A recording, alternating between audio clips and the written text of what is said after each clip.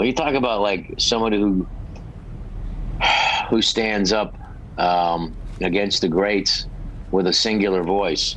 All you need to hear is one. It's like those great jazz musicians. You can tell the difference between Dexter Gordon and John Coltrane, you know, and just in a few notes, whether it's and Norm Macdonald's one of those guys who would just, you could tell a joke, they could get nothing, and then he could tell that same joke and murder with it, all because of the way his incredible, unique delivery. And there was an innate sense to him of what was funny, and an impeccable timing that was just, you know, the best form of it was for stand-up. Also, conversation. I mean, just to be in a room with him, to be on a plane with him. As a comedian, then do you learn from each other as far as that goes? Do you kind of like, okay, he told this joke this way, and do you kind of like that friendly competition, and you know, who can tell the joke better? No, it's like tennis. It's definitely like tennis. I mean, you want to play with somebody better than you. And Norm was the funniest guy in the room. Norm wasn't necessarily the one who got always the biggest laughs from the audience, but from the comedians, we knew he was a particular genius, you know. Norm would have this incredible ability to tell a joke and you have no idea where it's going. And then you get lost and you think, oh, I know where this is going. But then the next thing you know, you forget. He was a master of turns and sleight. And like, you know, last time I performed with him in 2016, I didn't know it was going to be the last time I performed with him. I just found that out in my old pictures. And he was like about ready to light a cigarette, and then he would tell a joke. And then you know, and then it was just anything that could be funny, you know. And all afternoon, as we do this, you've been playing on and off with a cigarette. Do you smoke? I quit smoking a year ago. Good for you. Thank you. You quit smoking? Yeah. And when you smoked at the Tomorrow Show, we puffed. We didn't smoke. We puffed. You probably caused many children to start smoking. So you hold a cigarette and you never light it? Yes, it helps me. I have an oral fixation, the doctors tell me. That never. I'm like Beretta. Like he did this thing about like this joke, which I just thought it's just genius. He said, "You ever find yourself in the middle of a lie, and you realize, wait a minute. There's no possible way that I could benefit from this lie. Why am I lying? Like, hey, you see the new Star Wars movie? Yeah." And that's the joke. I'm trying to become a better person. Try not to lie as much as I used to. You know, you ever lie for no reason? You know, usually there's a purpose to your lies, but sometimes, you know, just a big lie will spill out of your evil head there. You know, you don't even know why. You know, like, a guy will come up to you and go, "Hey, you ever see that movie with Meryl Streep and the horse?"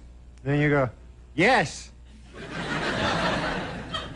Then in the back of your head, you go, "What the hell am I lying about over here? I stand to gain nothing by this lie. The hell am I thinking back here in my head?" It's the timing, it's the idea, it's the pause, it's the kind of, you know, he was very proud of the fact that he would always play, you know, he was the smartest guy in the room too, the most well-read, you know, and maybe I would read one book on an author. He read them all. Yeah. And, but he always said, you know, these guys are trying to play more than you. The audience don't like that. They don't like that. They want somebody that, like, you know, Charlie Chaplin was the biggest star in the world because he was less than everybody else. He said, look at that guy. You know, my life's tough, but look at that guy. And he's right. Yeah. And that was a big influence on me. But I will perform this weekend. I was thinking about not coming out. Just like, but I don't know. Norm wouldn't want that. I'm going to go perform and dedicate it to Norm, and I'll do some of Norm's jokes. You know, really smart. You know, he was like a math genius, and he was extremely bright. So one time we were doing a show in Biloxi, Mississippi, and I'm not like him at all. Except if you say to me like, you can't say that or talk about a certain thing or don't say that, I'm like, well, now I have to. It's just kind of your instinct as a comic to bug people. Yes. You know, right? Like, don't do that. It really bothers me. And then you're kind of a jerk and they're like, oh, you mean like this? So we were doing a show and I opened for him I did about, I guess, 15 minutes or 20. Then he headlined. But it was for a, what do you call it?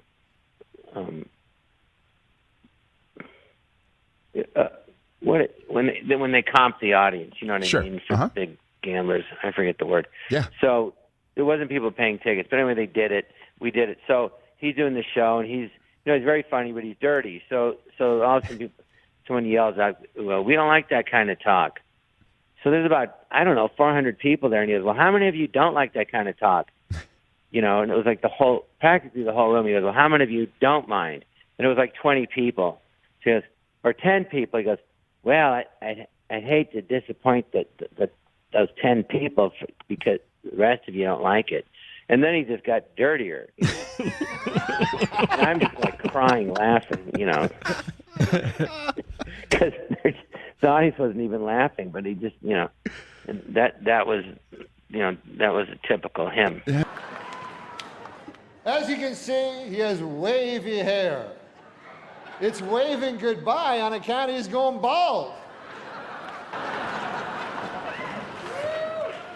I remember the joke was like, your face looks like cauliflower, like you look so ugly, your face looks like cauliflower. And then people would laugh, and Bob was laughing hysterically because, yeah, like a cauliflower. No, the audience wasn't laughing at all. No. Yeah. They put in laughs afterwards, but I was there on stage. No, but Bob has a beautiful face like a flower. Yeah, cauliflower.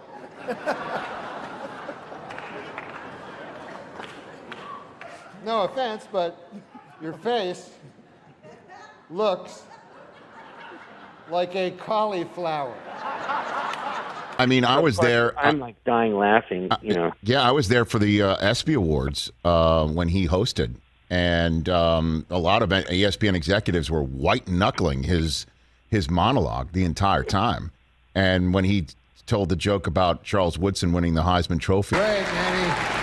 He became the first defensive player to win the Heisman Trophy. And congratulations, Charles. That is something that no one can ever take away from you. Unless you kill your wife and a waiter, in which case... all bets are off. Did they laugh?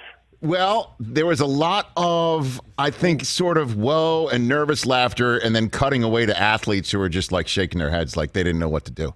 They had no idea what to do with their faces, at that time. Right, it's like that. And he you take a big risk when you do that.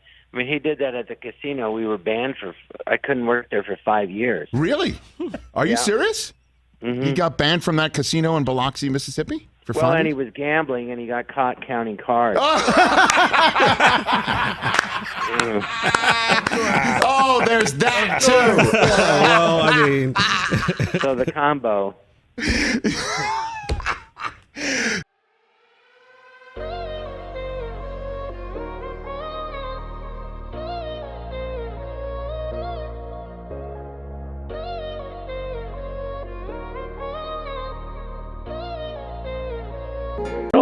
It was like he was kind of like the Bob Dylan of comedy. He was doing lyrics and words and phrases that nobody else in comedy was using.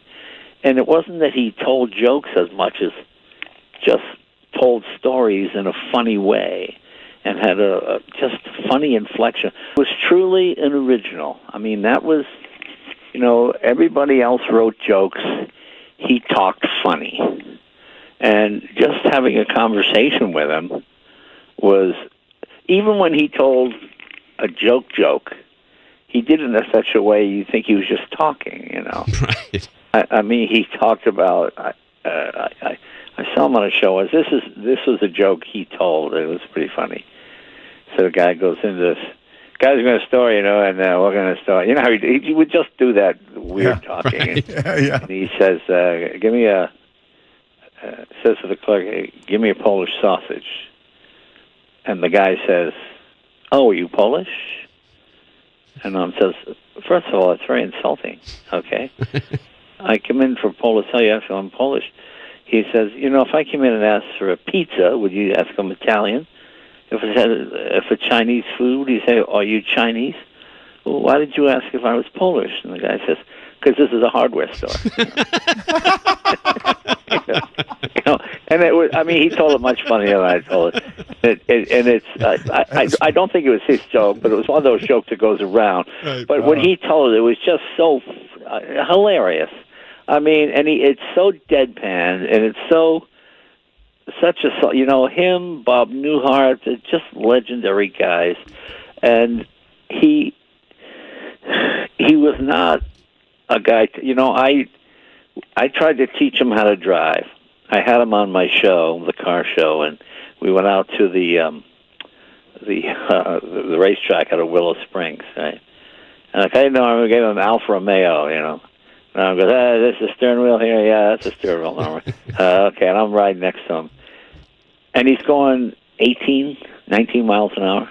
He goes, oh, this thing is pretty quick. I go, no, it's not, Norm. You're only going 18 miles an hour. I never knew how he even got around L.A. because he never drove. So this was before Uber or anything, you know. Right. No, he would always ask friends for a ride. Always. Yeah. So I said, well, Norm, let me show you what it can do, you know. So I get in the car, I go a little fast. I'm going 25, 30. He's going, hey, whoa, hey, slow down there. Hey, take it easy. Hey, take it. I go, no, we're going 35 miles an hour. We're on a racetrack. There's not even another vehicle on the course. And he was hilarious. And he was, at one point, he got it up to 50 miles an hour. He's like, oh, this is really flying. Hey, we're moving here now. Hey, you know, that whole thing. And, you know, he was just great. He was just great. Still have your foot on the brake. Going to put it in drive. All right, let's proceed forward. By pressing the gas. Yes. Take your foot off the brake. Just lightly press the gas, right? Yeah, there you go. There you go. There you are. And obviously turn the wheel right to go right. Yeah, okay. My God, I'm a good car driver. How do you get around L.A. without a driver's license? Uber? So Uber must be like a godsend for you, huh? Yeah. Oh, my Lord. Wait. That's not the... That's great. You know what happened there, Jay? You were going 24 miles an hour. Was that it? Yeah, you're going 24. I confused the brake with the gas momentarily. Oh, okay. Yeah, that's not a good thing, dude. Well, look, you're going 47 now. This is a new record. It's a new record, man. This is fun. Oh, my Lord. Wait, Jay? Okay. You're doing all right. He was, if you didn't know he was Norm Macdonald, you think he was just some sort of odd character, you know? Right. But truly a character in the best sense of that word. He was a great impressionist. He did a great Burt Reynolds. Oh, that was brilliant. Oh, yeah, right. I mean, right down where you thought, is that Burt Reynolds? Hey, check out the podium. Look at this. Mr. Reynolds has apparently changed his name to Turd Ferguson. Yeah, that's right. Turd Ferguson. It's a funny name. Great. He did a great Letterman. I'd never seen anybody do Letterman. And he did a great Letterman. It was really, really, I think even Letterman was like, whoa, you know. You got any gum?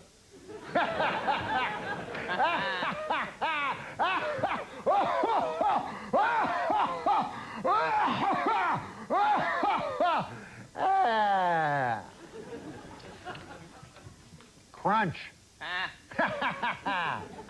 No, he was.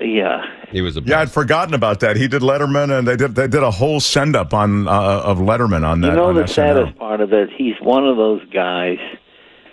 You just couldn't wait for him to become a cranky old man because he was a cranky young man, you know. Right.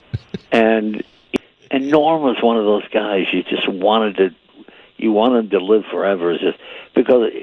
As a cranky young man, it was funny. As a cranky old man, it would be perfectly in character, you know. And he could really then get away with anything because he was an old guy, you know. Absolutely. Well.